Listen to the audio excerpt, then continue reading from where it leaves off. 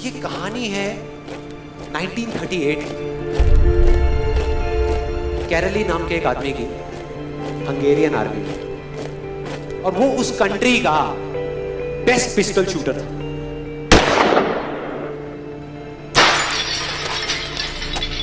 जितनी भी national championships हुई थी उस कंट्री में, उसको वो जीत चुका था।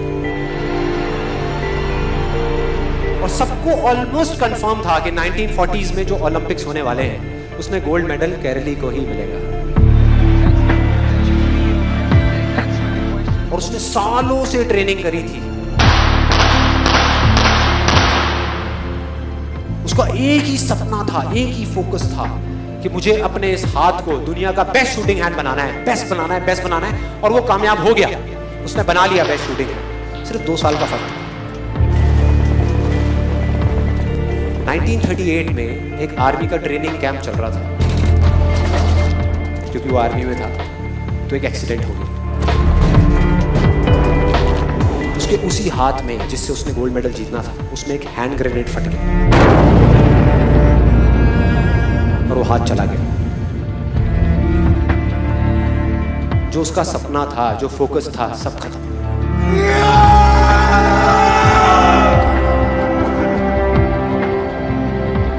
उसके पास 2 रास्ते थे। एक तो ये कि वो बाकी की पूरी जिंदगी रोता रहे और कहीं जा करके छुप जाए,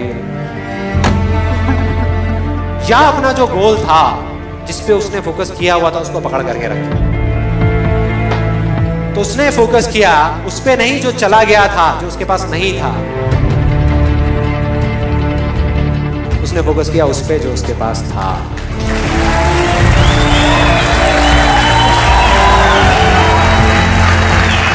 जो उसके पास था, और क्या था उसके पास में? एक लेफ्ट हैंड, एक ऐसा हाथ जिससे वो लिख तक नहीं सकता था।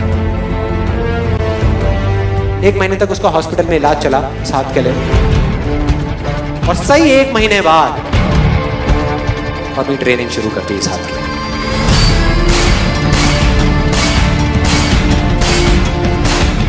ट्रेनिंग के 1 साल बाद, मतलब कि 1939 में वो वापस आया।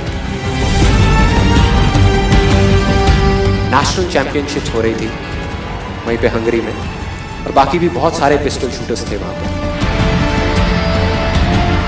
उन्होंने जा करके उसको कांग्रेचुलेट किया, कहा कि यार देखो, ये होता है जज्बा, ये होती है स्पोर्ट्समैन स्पिरिट, कि इतना सब कुछ होने के बाद भी तुम यहां पर आए हो हमको देखने के लिए और हमारा हौसला बढ़ाने के लिए। किसी को नहीं पता था कि वो 1 साल से अपनी ट्रेनिंग कर रहा था लेफ्ट हैंड की, और उसने जवाब दिया, मैं यहां पर तुम्हारा हौसला बढ़ाने नहीं आया, तुम्हारे साथ कॉम्पीट करने आया हूं, तुमसे लड़ने आया हूं, तैयार हो जाओ। और कंपटीशन हुआ। बाकी सब वहां पर जितने भी लोग थे वो कॉम्पीट कर रहे थे अपने बेस्ट हैंड से, ये कॉम्पीट कर रहा था अपने ओनली हैंड से,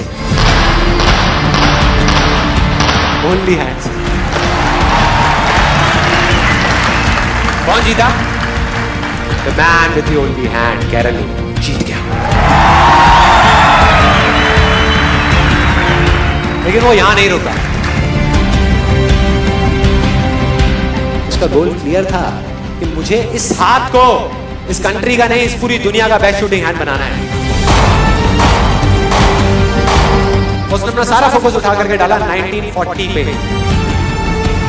जब ओलंपिक्स होने वाले थे। लेकिन 1940s के ओलंपिक्स कैंसिल हो गए वर्ल्ड वॉर की वजह से।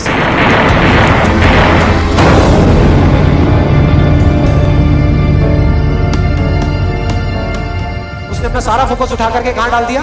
1944 में जो ओलंपिक्स होने वाले थे उसके ऊपर। और 1944 में जो ओलंपिक्स होने वाले थे वो भी कैंसिल हो गए वर्ल्ड वॉर की वजह से। फिर से कैंसिल।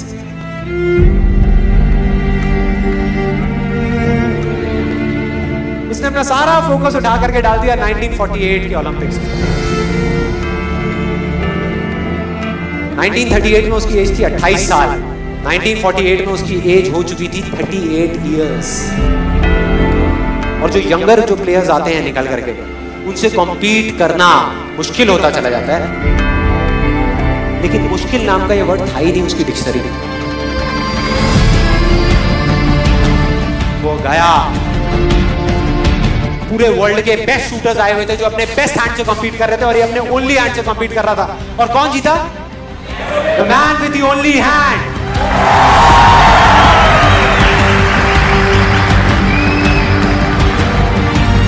लेकिन वो तब भी नहीं रुका। 1952 ओलंपिक्स, दोबारा कॉम्पीट किया उसने, और इस बार गोल्ड मेडल कौन जीता? गैरल ली। 4 साल बाद दोबारा से, और पूरी की पूरी हिस्ट्री को बदल करके रख दिया ओलंपिक्स। इस पर्टिकुलर कंपटीशन में उससे पहले किसी भी एथलीट ने लगातार 2 गोल्ड मेडल्स नहीं जीते।